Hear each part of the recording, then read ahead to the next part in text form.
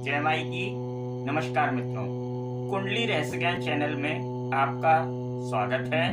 आज हम धनु लग्न की कुंडली में जो लग्नेश होते हैं गुरु बृहस्पति देव, उनका कुंडली के 12 भावों में अलग अलग विराजमान हो जाने पर जातक को किस प्रकार के फल प्राप्त होंगे, उस विषय पर चर्चा करेंगे, जानकारी आपको प्रदान करेंगे।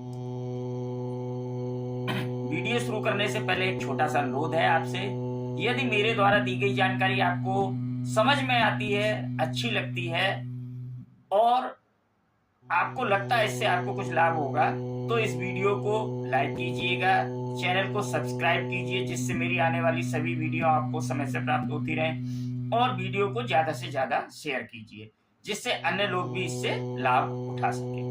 तो समय व्यतीत ना करते हुए आइए वीडियो शुरू करते हैं। जैसा कि आपको अभी बताया कि आज हम धनु लग्न की जो कुंडली बनती है उसमें लग्नेश का कुंडली के अलग अलग भावों में बैठने पर क्या प्रभाव जातक को मिलेगा, उस पर चर्चा करें। तो धनु लग्न की कुंडली में प्रथम भाव में कुंडली के जो लग्न स्थान होता है उसमें नंबर लिखा होगा 9, यानी कि धनु राशि लिखी होगी, और धनु राशि के स्वामी होते हैं गुरु बृहस्पति देव।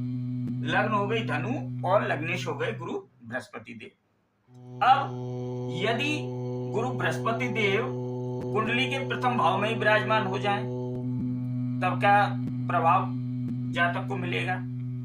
अब जो धनु राशि होती है वह गुरु बृहस्पति देव की मूल त्रिकोण राशि है।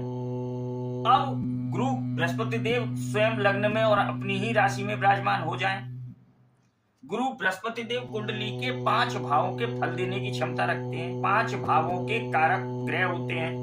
तो ऐसी स्थिति में जातक को अपने जीवन में सभी प्रकार की सुख सुविधाएं प्राप्त होंगी, स्वास्थ्य बहुत उत्तम रहेगा, जातक का स्वभाव बहुत ही धार्मिक स्वभाव का व्यक्ति होगा, वाणी बहुत ही सभ्य होगी, जीवन में उन्नति बहुत करेगा। और यहाँ पर बैठे गुरु बृहस्पति देव कुंडली के अन्य दोषों को भी समाप्त कर देते हैं। अब यहाँ से पंचम दृष्टि जो है पंचम भाव पे आएगी, सप्तम दृष्टि कुंडली के सप्तम भाव पे आएगी, और नवम दृष्टि कुंडली के भाग्य स्थान पर आएगी। ऐसी स्थिति में गुरु बृहस्पति देव जातक को संतान का सुख, वैवाहिक सुख, भाग्य का साथ, सब चीजों को प्राप्त कराएंगे और जातक के लिए बहुत ही शुभ स्थिति होगी। अब यदि गुरु बृहस्पति देव कुंडली के द्वितीय भाव में विराजमान हो जाए, द्वितीय भाव संचित धन का है, कुटुंब का है और वाणी का है। अब यहाँ पर राशि आ गई मकर, जो कि शत्रु राशि है। तो शत्रु राशि में जाने पर क्या होगा, कुटुंब से बहुत ज्यादा सहयोग प्राप्त नहीं होगा जातक को, धन की स्थिति बहुत अच्छी नहीं होगी, स्वास्थ्य के लिए भी यहाँ पर थोड़ा सा दिक्कतें पैदा हो जाएंगी, सुविधाओं में यहाँ पर कमी हो जाएगी, क्योंकि गुरु बृहस्पति देव यहाँ पर शनिदेव की राशि में, शत्रु राशि में चले जाएंगे। अब यदि गुरुदेव कुंडली के तृतीय भाव में विराजमान हो जाएं, तब क्या होगा। अब ये शनिदेव की मूल त्रिकोण राशि हो गई, और ये मेहनत का भाव, परिश्रम का भाव है, यात्राओं का भाव है। अब लग्नेश यदि तृतीय में जाना वैसे भी बहुत ज्यादा शुभ नहीं होता है, तो यहाँ पर जातक के मेहनत बहुत ज्यादा बढ़ जाएगी, परिश्रम उसको बहुत अधिक करना पड़ेगा, आसानी से कोई भी कार्य संपन्न नहीं होगा, कार्यों में बाधाएं आएंगी। भाई बहनों के लिए स्थिति शुभ रहेगी, अच्छा यहाँ पर थोड़ा सा रहेगा, लेकिन जातक को मेहनत बहुत ज्यादा करनी पड़ेगी, परिश्रम बढ़ जाएगा, और सभी कार्यों में थोड़ी थोड़ी रुकावटें समय समय पर आती रहेंगी, और यहाँ पर स्वास्थ्य संबंधी थोड़ी समस्याएं भी जातक को परेशान करेंगी।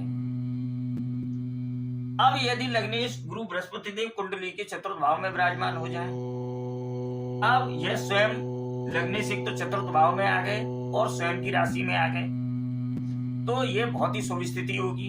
यहाँ पर माता का सुख प्राप्त होगा, सभी सुख सुविधाएं, वाहन का, मकान का, माता का सभी प्रकार के सुख अच्छे से प्राप्त होंगे।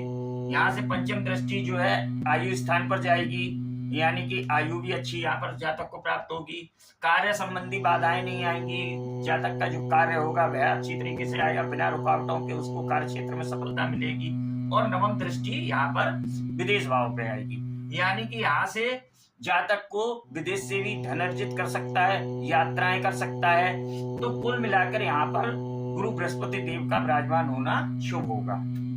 अब यदि धनु लग्न की कुंडली में गुरु बृहस्पति देव पंचम भाव में विराजमान हो जाए तो अत्यधिक शुभ स्थिति हो गई। या मित्र की राशि मेष राशि में आ गए, मित्र की राशि में आ गए, पंचम भाव में आ गए।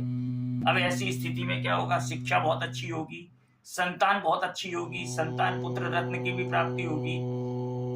यहाँ पर हर प्रकार से जातक को लाभ प्रदान कराएंगे गुरु बृहस्पति देव। अब यहाँ से पंचम दृष्टि 1 2 3 4 5 यानी भाग्य का पूरा साथ मिलेगा। सातवीं दृष्टि आय भाव पे, आय बहुत अच्छी होगी, लाभ के अवसर जीवन में प्राप्त होते रहेंगे। और नवम दृष्टि लग्न पर पड़ रही है, यानी स्वास्थ्य संबंधी समस्याएं भी जातक को परेशान नहीं करेंगी, स्वास्थ्य भी यहाँ पर उत्तम दिखाई देता है।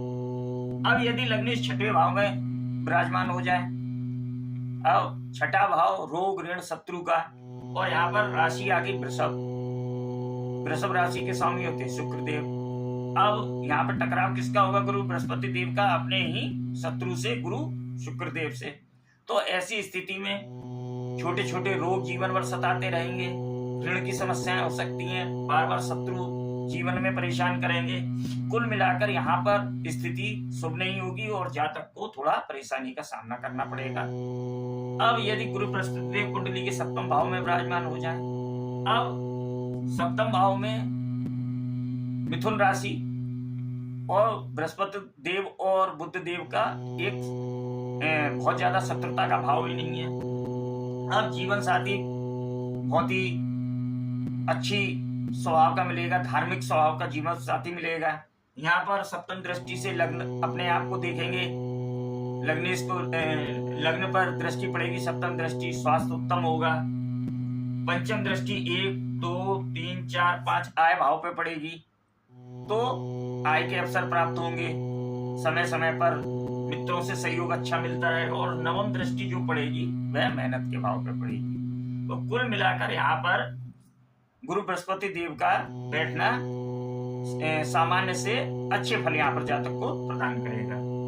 अब यदि गुरु बृहस्पति देव कुंडली के अष्टम भाव में विराजमान हो जाए, अब यहाँ पे आ गई कर्क राशि। कर्क राशि में गुरुदेव उच्च के हो जाते हैं, लेकिन भाव कौन सा है, अष्टम भाव। भाव कौन सा मजबूत हुआ, अष्टम भाव। और ये भाव होता है दुखों का भाव, कष्टों का भाव, संघर्षों का भाव।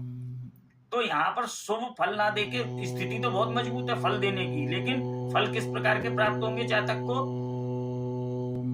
कष्ट बढ़ जाएंगे, दुख बढ़ जाएंगे, संघर्ष बढ़ जाएंगे, रोग बढ़ जाएंगे। तो और लग्नेश का अष्टम भाव में जाना वैसे भी शुभ नहीं होता है। तो कुल मिलाकर यहाँ पर गुरु बृहस्पति देव का बैठना जातक को शुभ फल प्रदान नहीं करेगा और जीवन में संघर्षों को बढ़ावा देगा। वहीं यदि गुरुदेव कुंडली के नवम भाव में विराजमान हो जाए, अब यहाँ पर सिंह राशि, सूर्यदेव की राशि, और भाव भाग्य का भाव, धर्म का भाव, पिता का भाव, तो ऐसे में बहुत ही उत्तम स्थिति हो जाएगी गुरु बृहस्पति देव की, यानी धनु लग्न की कुंडली में सबसे उत्तम स्थिति हो जाएगी। भाग्य का साथ मिलेगा, पिता का साथ मिलेगा, धार्मिक यात्राएं होंगी, जातक धार्मिक स्वभाव का होगा, धर्म के प्रति रुचि रखने वाला होगा और स्वयं भाग्य का निर्माता होगा, यानी अपने भाग्य का स्वयं निर्माण करेगा। यहाँ पर गुरु बृहस्पति देव की स्थिति बहुत ही अच्छी हो जाएगी। अब यदि गुरु बृहस्पति देव कुंडली के दसम भाव में विराजमान हो जाए, अब लग्नेश खुद अपने से दसम भाव में आ गया और यहाँ पर एक कन्या राशि जो कि समभाव रहता है गुरु बृहस्पति देव का बुध देव के संग। अब लग्नेश जब खुद कर्म स्थान में आ गया, यानी कि कार्य क्षेत्र में सफलता मिलेगी। यहाँ पर जातक शैक्षणिक कार्य करके अपने जीवन यापन कर सकता है। कार्य क्षेत्र का जो माहौल होगा वह भी जातक के अनुकूल होगा और यहाँ पर बहुत ज्यादा शत्रुओं से परेशानी नहीं होगी। और यहाँ से सप्तम दृष्टि से चतुर्थ भाव को देखेंगे तो जातक को घर का, वाहन का, माता का सुख प्राप्त होगा। पंचम दृष्टि से धन को देखेंगे, यानी कि धन अर्जन होगा अपने आप, यहाँ से धन अर्जन की स्थिति अच्छी बन जाएगी। और नवम दृष्टि से यहाँ पर रोगों, शत्रुओं का भी नाश करेंगे गुरु। अब यदि गुरु बृहस्पति कुंडली के एकादश भाव में विराजमान हो जाए, यहाँ पर राशि आएगी तुला राशि। अब लग्नेश का लाभ भाव में जाना, ये एक शुभ स्थिति होती है, यानी लग्नेश स्वयं से आय अर्जित अच्छी करेगा, लाभ कमाएगा, मित्रों से सहयोग मिलेगा। लेकिन यहाँ पर कभी कभी, क्योंकि ये शत्रु राशि है, मित्रों से धोखा हो जाता है या मित्रों से कष्ट भी यहाँ पर मिल जाते हैं। बड़े भाइयों बहनों का सहयोग भी प्राप्त होगा यहाँ पर। और यहाँ से पंचम दृष्टि 1 2 3 4 5 यात्राएं हो जाएंगी, यानी कि कार्य क्षेत्र से संबंधित यात्राएं बढ़ जाएंगी। सप्तम दृष्टि संतान के लिए बहुत अच्छा हो जाएगा। और नवम दृष्टि वैवाहिक स्थान पर, यहाँ पर गुरु बृहस्पति देव के बैठने से नवम दृष्टि यहाँ पर वैवाहिक स्थान पे आएगी। ये अत्यधिक शुभ स्थिति हो जाएगी विवाह के लिए। अब यदि लग्नेश कुंडली के द्वादश भाव में विराजमान हो जाए, अब लग्नेश खुद ही हानि के भाव में चला गया, खर्चों के भाव में चला गया, तो ऐसी स्थिति में स्वयं के ऊपर खर्च होगा, यानी कि बार बार छोटे छोटे रोग, यहाँ पर रोग पेट संबंधित, लीवर संबंधित रोग होने लगेंगे, जिस पर स्वयं को जातक को अपने ऊपर खर्चा करना पड़ जाएगा। और यहाँ पर अत्यधिक शुभ स्थिति नहीं होती गुरु बृहस्पति देव की। राशि तो मित्र की राशि है, लेकिन उसके बाद भी यहाँ पर थोड़े से रोग बढ़ जाते हैं और खर्चा बढ़ जाता है जातक का। इस प्रकार से हाँ, ऐसी स्थिति जरूर है, यदि जातक अपना जहां भी वह जन्म हुआ है उस स्थान से छोड़कर दूसरे स्थान पर जाकर यदि कोई कार्य करता है तो जरूर लाभ की स्थिति होती है। अन्यथा यहाँ पर जातक के खर्चे बढ़ जाएंगे और स्वास्थ्य संबंधी परेशानियां जातक को समय समय पर देखने को मिलती है। तो उम्मीद है मेरे द्वारा दी गई जानकारी आपको समझ में आई होगी, पसंद में आई होगी। अगली वीडियो में हम अगली लग्न पे चर्चा करेंगे। तब तक के लिए नमस्कार, अपना ध्यान रखिए।